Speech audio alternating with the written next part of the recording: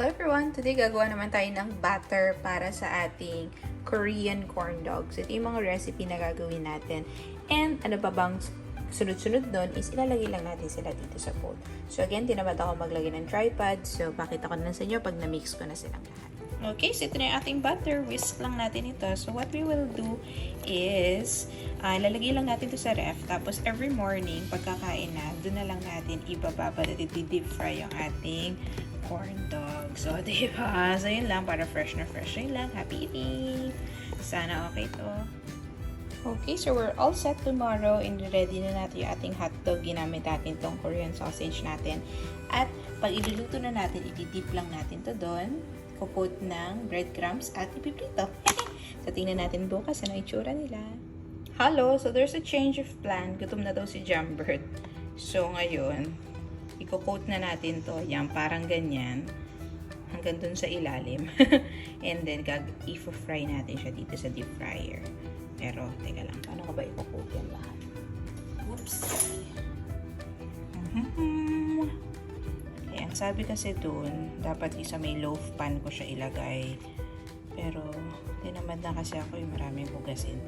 So, ang gagawin ko is gaganyanan ko na lang siya. I-coat ko as it comes.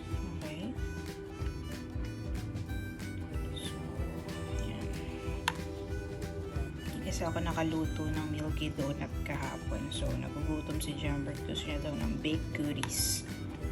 Alright. Konting swirl. Okay. Mas maganda sana kung yung consistent eh. Pero sige, pag wala ng video, baka magawa ko siyang gano'n. And, coat natin na siya with breadcrumbs.